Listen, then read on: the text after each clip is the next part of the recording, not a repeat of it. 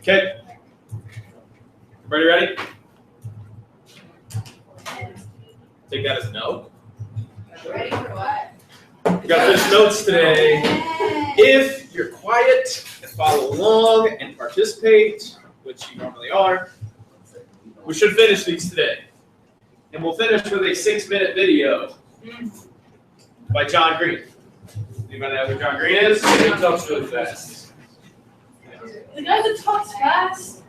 No, this guy talks a little How would slower. you slow it down? Can you do that? Can you edit the video to slow it down? I don't literally know John Green. And the video is 6 minutes long as this, which he apologizes for because educational videos are 4 minutes long. Yeah. But it's a 6-minute video of good stuff. It's good stuff, I Good guess. stuff. So, he wrote, I know I've said this before, but he wrote books like Fault in Our Stars and Paper Towns and An Abundance of something. What's that? What's the other one? An Abundance of Geniuses? Parents? Should we look that up? I'm at a loss here. I did not get on slide. Why don't you just go to your, I have a digital library card, I can just check out books and read.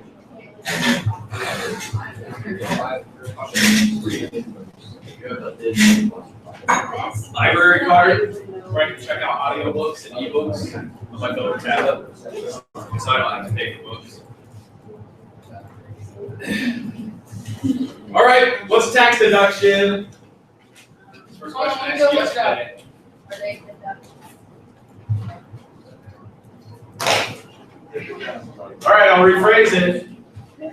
What is taxable income?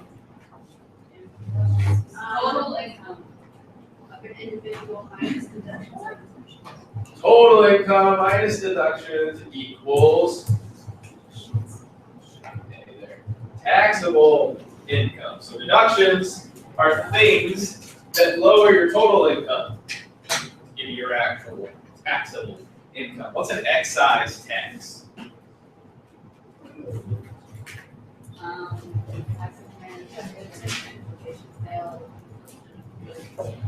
Taxes on stuff that's not quote unquote necessary. And I'm going to say something, gentlemen, if you want to close your ears, you can, but here's a real world truth.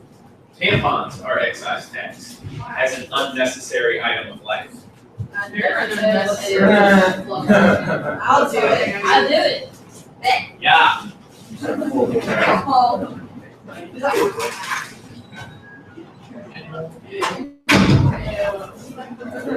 Anybody ever heard of the pink tax? No. It is a tax, it's an excise tax specifically on women's stuff. So if I walk into any store, let's say Walmart, and I buy a razor, shaving cream, deodorant, and shampoo that are designed for men, and I go into that same store and buy those same things, so same amount of blades on the razor, same size containers, same manufacturer, the women's goods cost on average anywhere between 16 to 18% more, simply because they're designed for women. It's called a pink tax. It costs more to be a woman than it does to be a man, simply because you're a woman. So the thing is to buy male razors. Yeah, so women, male razors on average are about 6 or 8% sharper than women's blades. Just because it's shorter strokes, women need duller blades because they shave their legs, it's longer strokes, you can cut yourself pretty bad. So if you are going to buy a men's razor, be careful. One time I shaved my legs, sliced it all the way out of my shin. Yes. It is very easy to do. Be very careful. But they are cheaper. So there you go. That's rough. I struggle with No, it's the not. razor. So That was pretty good, Chris. We're talking about shaving legs. You said, man, that's rough. I really shake too. Take a stick on this table and then drink all. All right, what? It's getting stuck in it. Yay! What? What is withholding? Good morning, baby girl. I'm about to go to this interview. I'm looking at the board. Hell yeah. Who's holding money to pay your taxes quarterly? You don't hold it. Come on. Your employer holds it. That's withholding. If you're self-employed, you do that yourself every 3 months. Yeah, I'm looking for it. And then yesterday we talked about social insurance taxes. What's the social insurance tax rate? So you may not remember. how much you get taxed. 7.65%. Oh, I'm supposed to know. How much does your employer pay? Exact same Now amount. They match it, then they send it in. And the last things we talked about were customs duties. Weak face. So, customs duties make foreign goods cost more to protect American-made goods. Then there are protective tariffs, which we talked about with Cuba. And the last two things we talked about were estate taxes, which, did I explain estate taxes a little bit? How many? I'll explain it real quick, and then we'll get to it. How many of you have siblings? How many of you have 3 or more siblings? Chris, how many? 5. Chris has 5 siblings. Let's say you have a really nice family member that dies of natural causes, of course, and leaves you $1 million. You see, I don't Family understand why they full say credit. died natural. Okay, hold on. We'll have that discussion in a second when we get here. Okay? So you're going to get a payday of $200,000. Seems pretty nice, right? Not how it works. You know why? Because there's a 6th sibling. Federal government. They got to take their piece of this. So does anybody know what the current excise tax rate is? No. 40%. So of this $1 million, you actually only get to see $600,000, which split 5 ways is what, 120,000? So Chris, $120,000 is really nice, right? Sure. The federal government took 40% of the money that was your loved one's money. So that's how state tax works. They take stuff after a person dies, and then you get whatever's on. See, that's just stupid. Why can't we just die? It's only $2 million or more, but don't let that number fool you. $2 million is a whole lot of money when we're talking about someone's entire life and what it's worth. Okay? And then gift tax. If you give somebody $12,000 less, they don't pay taxes anymore. They pay a gift tax on that amount of money. If you continually give someone $12,000 every year for 5 years, that's tax evasion. You can go to jail. Okay, so here's some new stuff. Taxes and the economy. We're probably never going to stop talking about taxes. Very good. So, first thing we're going to talk about are tax loopholes. These are defined as unfair exemptions designed to benefit certain groups. Has anyone ever heard of a capital gains tax? No.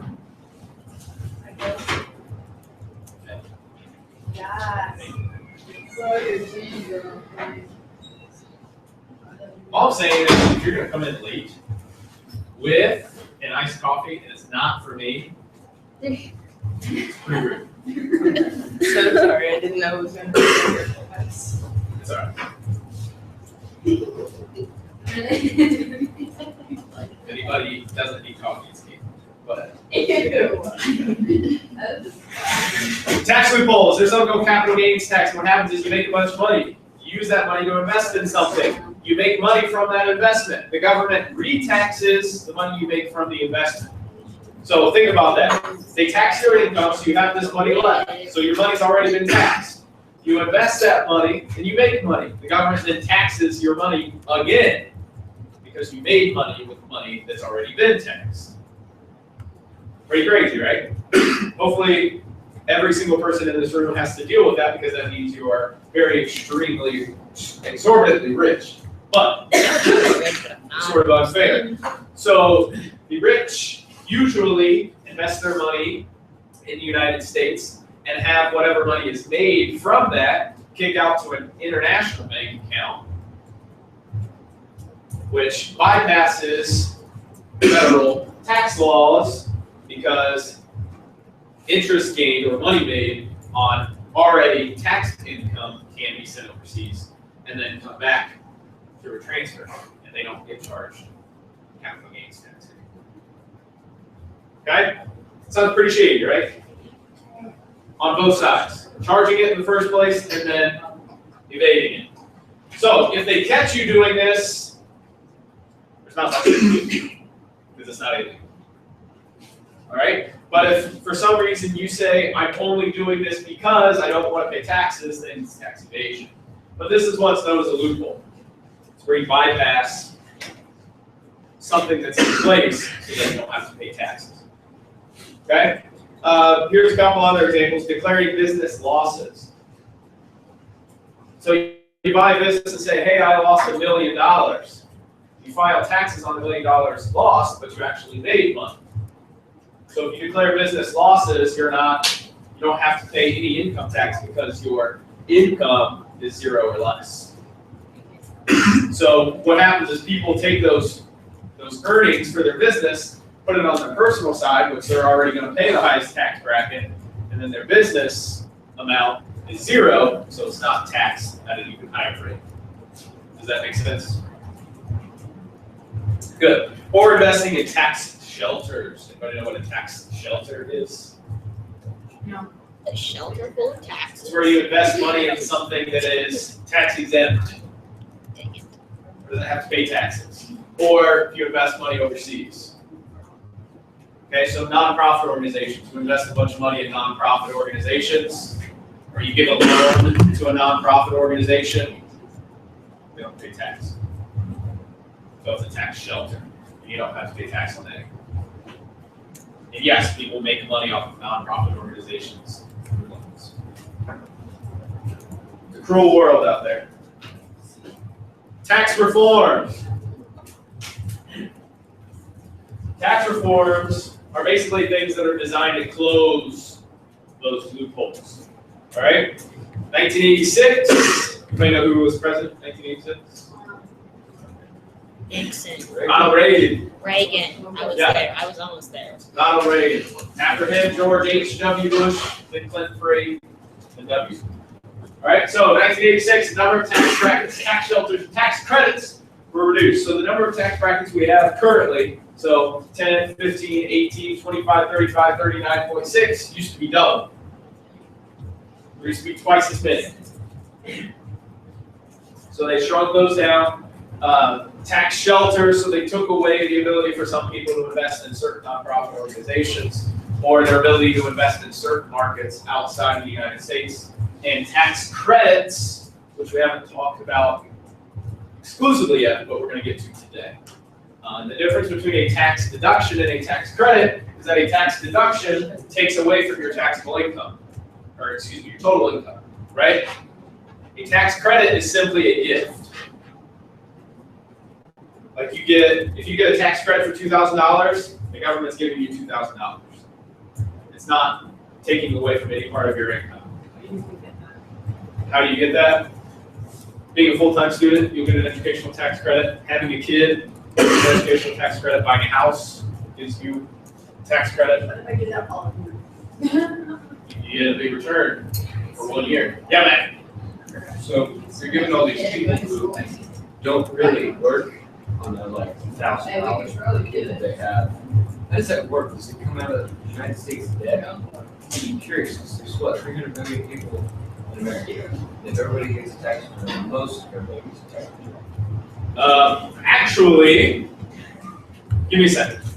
Give me a second, because the next one after this is going to talk about who gets tax credits. All right. Listen to that. In 2003, this is W, taxes were reduced while the child tax credit was increased.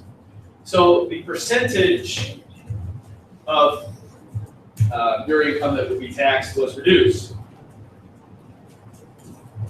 And the child tax credit was increased from $600 to $1,000. So if you had a kid, the government said, hey, here's $1,000 for having a kid. Do you know why the government gives tax credits for kids?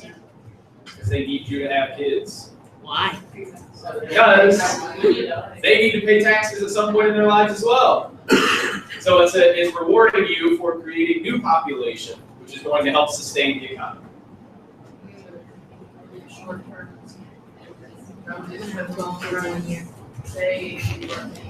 Correct. So they think, hey, the government's being really nice, but actually it's to benefit them.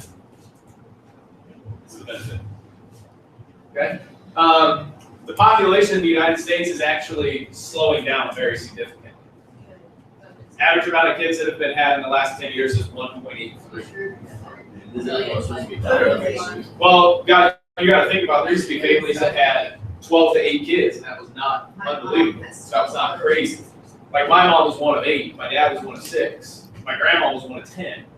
I'm one of 4, 10 kids. and I have 4 siblings, and 3 of which are married, and none of us have any kids yet. And when we do, it's not gonna be 6. You know what I mean? That's excessive. Nobody really wants 6 kids or 8 kids, and if you do, you are an outlier. You're not, it used to be the norm, but it's not how it is anymore. And it's extremely expensive, okay? So people just don't have as many kids anymore because they're focusing on careers. The role of women in society has totally changed in the last 100 years. Totally different, okay? I mean, think about it. Women couldn't vote 100 years ago. So their role in society has totally changed. I saw a picture, some of you may have seen it on Facebook, but Susan B. Anthony, she's on the $1 coin. Everybody ever seen the Susan B. Anthony dollar? Yeah. She fought for women's rights in the late 19th century, so the 1800s. She tried to vote in 1876 and was beaten for even attempting to vote. And no charges were filed on anybody. And every single election, she went out and tried to vote in every single election. She received some form of harassment. Every single time. Yeah, she got beat. She had a fractured nose, she broke 3 ribs, and she fractured her wrist. So think about that compared to what women are capable of doing now. Okay, whether you agree or disagree with her opinions, there's a woman running for president and winning. Yeah, by quite a bit. Yeah, I saw this one post on Facebook. It was like, for all the girls that are voting for just because we want a girl president is not the right thing. Yeah. That was just like a long one. You gotta vote for somebody that agrees with your opinions, not one of those the most likely. Is that what people voting for? Yeah, all the girls. So they are guessing. All right, tax credits. We're gonna get to a tax credits or a direct deduction of the amount of taxes a person has to pay. So, all right, just back up here. You have your total income minus your deductions equals your taxable income. Okay? Then your taxable income falls you within the 15% bracket, and it says you owe $900 in taxes. But you had a kid, so you get a $1,000 tax credit. That is a direct addition to whatever your tax return is, which means you're getting back $100 instead of owing $900. So a tax credit is a dollar for dollar perfect exchange. A tax deduction just lowers your total income to a taxable income. Does that make sense? Do you understand the difference? Okay.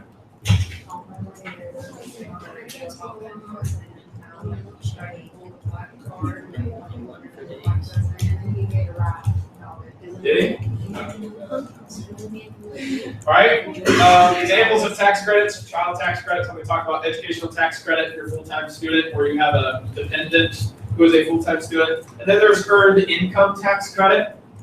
What that means is if you're at the poverty line, a little bit above, a little bit below, they give you an earned tax credit, which is usually whatever the amount of owed taxes is on your behalf. So let's say you make, I think poverty line is just under $20,000, let's say $20,000, and you owe $500 at the end of the year. Well, $500 on a $20,000 income is quite a bit, considering you're only going to see about $12,000 of that, and half of that's going to go to your rent, so you got $6,000 left. So we're talking like almost 10% of your income.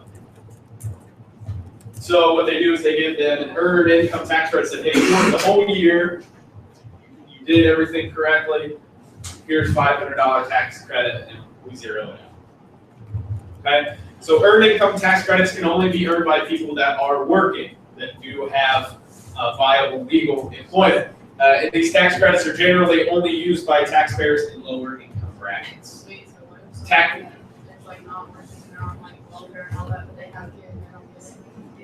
If they don't have an income, no. No, you gotta have an income to get tax credit. Okay, so tax credits are generally used by people, and they say lower income brackets, but we are talking like $90,000 plus. Yeah, those are the bottom two tax brackets. So $90,000 is like the second tax bracket. If you're single, it's like $50,000 or less. If you're married, it's like $90,000. Okay? So, and this is because if you are taking loans out to pay for student loans, you get this this educational tax credit to help offset some of those costs because the government wants you to be educated. Because educated individuals are less likely to go to jail, and it actually costs less than it does to put somebody in jail for the rest of the year. So they want you to be educated. But people that pay for their children's college out of pocket, totally, they're not taking loans out and can't qualify for the educational tax credit, and that's why. Child tax credit, if you're poor, you're more likely to have more kids than somebody who's richer. Actually, it comes down to a psychological principle that people that are educated and make a good deal of money value money. They value things.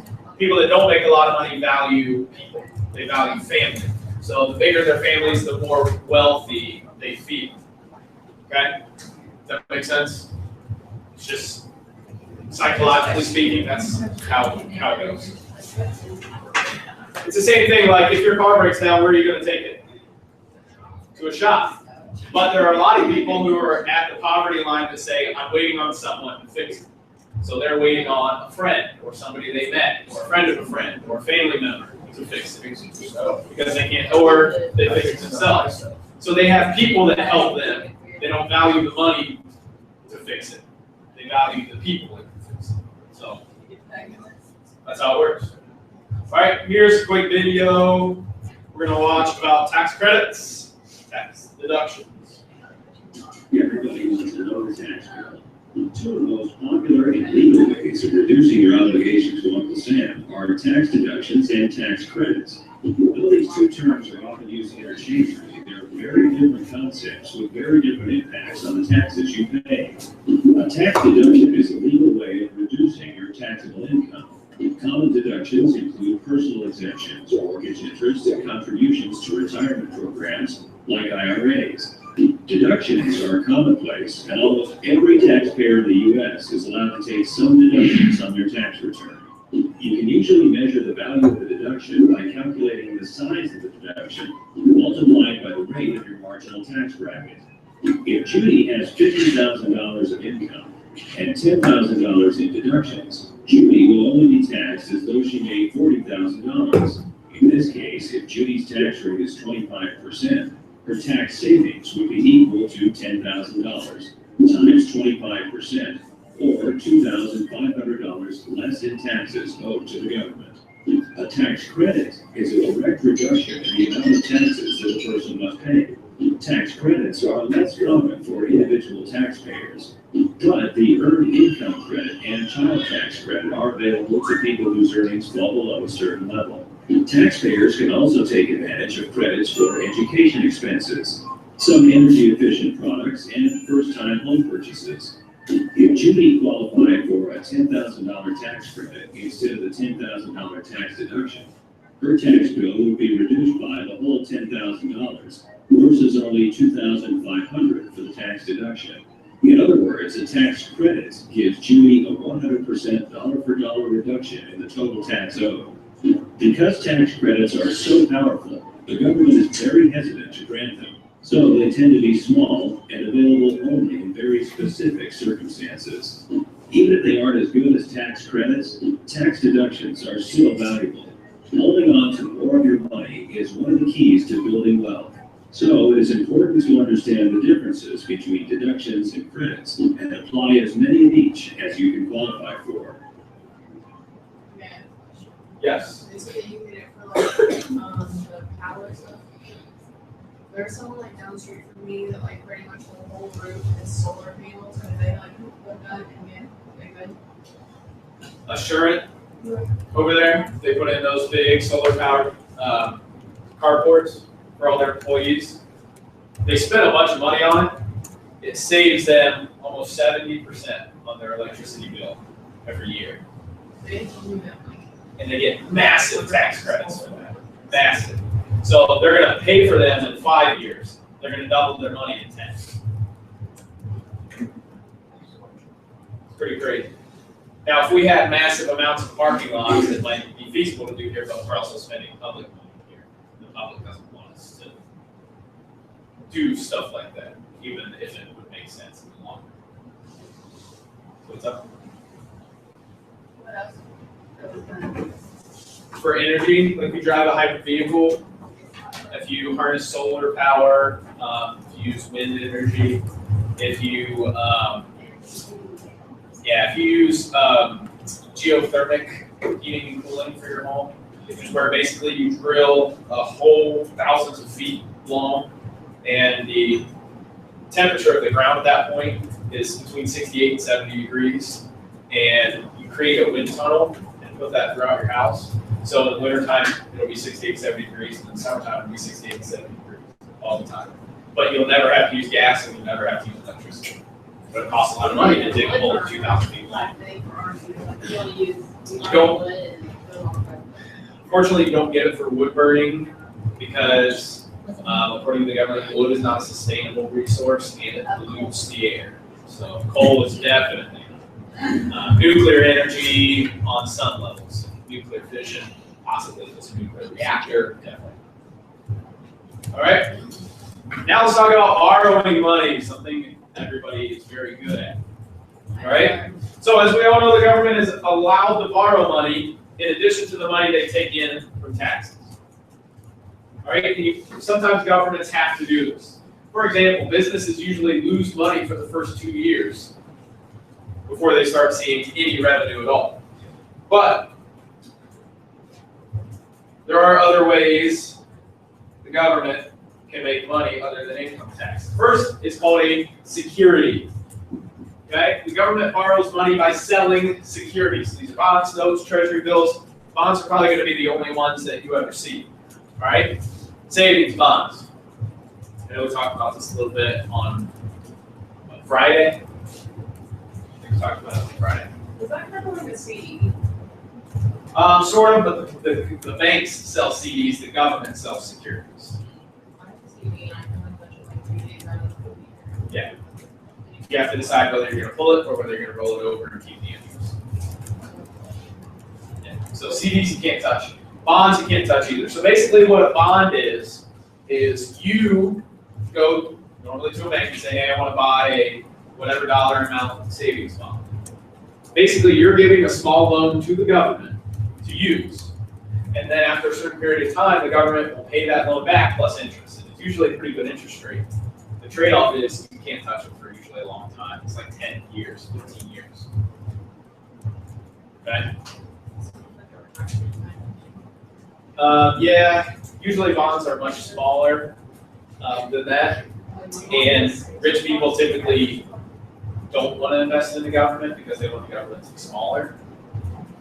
But I guess you could if you wanted to, if you think you could make a good deal of money from it. But that's what's called a security. All those securities. I'm going to say it one more time so you know that it's important. These are called securities. Because this is on your chapter test, it's on your SLO test, and it's on your air test. All right? Securities are popular. Why do they spell popular? Because they are a safe investment, and the interest is paid tax-free. Why would the interest be paid tax-free? Why would you not have to pay taxes on money that you made on an investment? Yeah, because the interest is being paid by tax dollars. Those same dollars that you're paying on income tax. Think about that. You're making money off the government who you're paying money to, using the same money that you paid to them on income tax. So the same money the government's collecting is the same money they're using to pay back the loan that you give them when you buy a security. But they are extremely safe. You will never lose money on a security. Never, ever, ever, ever, ever. But you will never make a fortune unless you use a fortune to invest in. Right? So you've already got to be rich to get richer. Excuse me, off of securities. Most popular of which is what we've been talking about. Savings bonds. This is where investors give money to the government who in return pays that amount plus interest. Pretty easy concept. You give somebody money, they pay you money back plus interest. It's exactly like a loan. Anybody ever been on a crowdfunding site? Like GoFundMe, Oh my gosh. Indiegogo? Give small amounts of money to a certain project, and in return, they give you certain things or access to certain things. Like Super Troopers 2 is coming out. It was totally funded by people on Indiegogo. And they gave people that donated money like posters and signed pictures and stuff. They did. He has $7,000 now. So. That's so dumb. But what they don't know is Kanye didn't start that, so the money's not going to Kanye. Whatever, start the page. And GoFundMe takes 30% of whatever you raise. Whoever did that is like. So, the smartest person you've ever heard of, yeah. Is that illegal? Is it legal? Yes, because you are silly if you donate to that. I'm to do it. I'm not gonna make it go. It's kind of the same thing when like They give me money. there was a woman that started one to get reimbursed for buying a bunch of Powerball tickets, and people donated to it. Dude, nobody will. You have to be a let me go certain on vacation. Even if I Don't get be that $5. person. Don't do that. Oh, well, okay. Don't do that. How does it even work? I don't even know. All right, last thing we're going to talk about everything. Every presidential candidate seems to worry about is national debt. All right, so when a government spends more than it takes in, it runs on a deficit, not debt. Deficit and debt are two different things. Okay? Deficit is the amount of difference between what you spend and what you take in on a budget, usually a year. A debt is the accumulation of a bunch of deficits together. Okay? You with me? Correct. And the debt is the accumulation of deficits put together. Our deficit spending is slowing down by a lot. Oh, yeah. Experts are estimating that we will be under $1 trillion deficit spending in our next budget, which is a big deal because we were up to about $3 trillion at one point. So our national debt is slowing down. It's not stopping. Huh? Well, it's pretty complicated. I think I told you when we started this, the national government owns most of the debt of the national government. Okay? All right. It's like between 63 and 68 at any given time. Okay? So, and when you run out of deficit for any significant amount of time, it results in national debt, which means if you spend more than you take in, you're out of money, so you got to borrow some. That's your deficit, and then if you do that a bunch of times in a row, those deficits stack up and create your debt. All right? So here to explain it a little better than I can. Right. Good morning, Mr. President. In the 90s.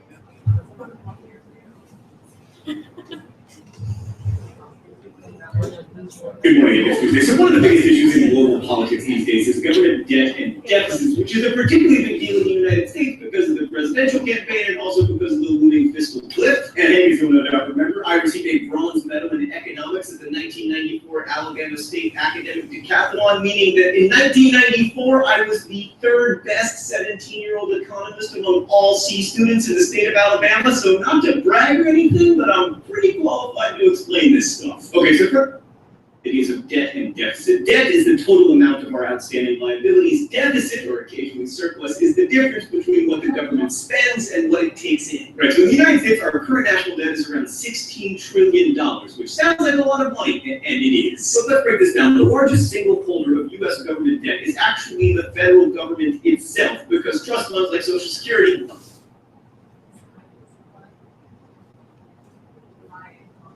part of the U.S. government, which is not borrowing as we usually do. When you think with it, when you're talking about is that I follow you whenever we. It's not even looking probably yes, but in fact, no. The plurality of that debt is actually owned by us being American individuals and institutions. debts. China owns about 8% of our debt, Japan 7%, and the UK 1%. But it's important to note that the US also owns foreign debt, including about $235 billion of sovereign debt in.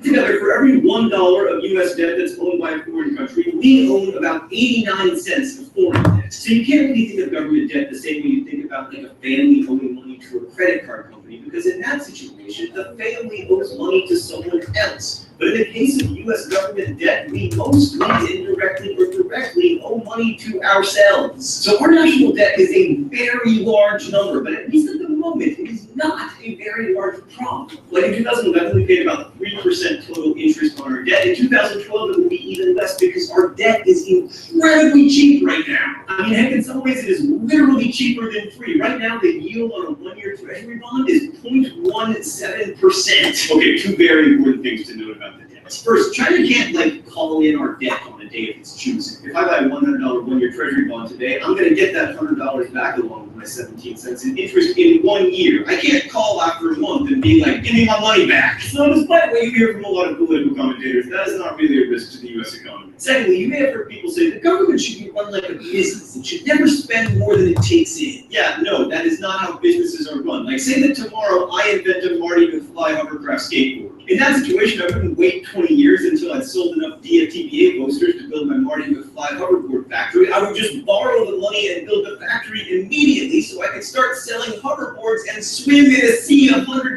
bills. Actually, I would not swim in a sea of $100 bills. I would hoverboard over that sea. Businesses spend more than they bring in all the time, as well they should, and almost all economists agree that governments are similar. There are times when they need to run deficits. For instance, during a recession, government revenue goes down because wages stagnate and unemployment goes up, but government expenditures have to go up, like on unemployment benefits, for instance. So just to be clear, deficits are not inherently evil, and our current debt, while it is very large, does not pose a threat to the American economy because we can pay it back with relative ease. I mean, it's not going to be free, but it's going to be like 2% of GDP. We've done it before. However, there is a huge future risk to us because what if our debt stopped being cheap? What if people stop believing that the US is the safest place to put their money and they start to buy bonds in, I don't know, like Brazil, or China, or Germany? Well, that would be very bad because most years we run a budget deficit, and so we would need to keep borrowing money at these higher interest rates, which would necessitate more deficits and therefore more borrowing at progressively higher interest rates. And then we'd have to cut spending, which would slow growth, and raise taxes, which would slow growth more, and then Greece. Except this might actually be much worse for us than it's been for Greece because the US enjoys all kinds of benefits from having the world's most trusted currency. Like, hey, believe it or not, most US paper currency actually circulates outside the US, and that's very helpful for us in terms of exchange rates and keeping our debt cheap. And if we lost that, it would be devastating because we would just be a regular country again. Okay, so the federal deficit in 2011 was about 1.3 trillion. It'll be down a little bit this year to about $1 trillion. It'll be down further in 2013, no matter who is president, to about 900 billion. But most people think that number needs to continue to come down, or at some point we are going to risk these spiraling higher interest rates. So there are two ways of doing this, though. Oh, we need $100 billion to close the deficit? Look, I just made $100 billion using a printing press. That sounds like a fine idea, except that it will lead to inflation. Now, a lot of people in comments will be saying that we should just return to the gold standard, which I think is a very bad idea for the reasons I explained to do. However, in the broadest sense, our currency is already pegged to goods and services because if the amount of money in the world doubled tomorrow, the amount of stuff wouldn't. So you can imagine what would happen to the cost of everything. It would double. The second and better way to cut the deficit is to close the gap between what we take in and what we spend. And in times of economic expansion, this is actually quite easy because the tax base grows and the amount of money people make goes up, so they pay more taxes, so we can just have surpluses, as we did in the 1990s. But during slow recoveries, like the one we have right now, it is much more complicated. So like both President Obama and Governor Romney favored unspecified spending cuts, Governor Romney also favors a tax cut of 20% across the board, whereas President Obama thinks that we should increase taxes by rolling back the Bush-era tax cut on income over $250,000. Neither of these plans is likely to eliminate the deficit, although again, the deficit doesn't necessarily need to be eliminated. And no matter what political rhetoric you hear, neither of these plans is terribly radical either. President Obama wants to put the top marginal income tax rate at 39%. It was over 50% every year from 1945 until 1986. Mitt Romney wants to cut that tax rate to 28.5%, which is where it was in 1989. We can argue thoughtfully about what our policy position should be, but amid all the rhetoric and decontextualized statistics, I just want to underscore that while deficit reduction is important, it is not a crisis. The whole idea here is to keep it from becoming a crisis, and one of the best ways to do that is to understand the problem without yelling about it, to discuss things honestly without assuming that the people. Bells are ringing already. So, see you next class.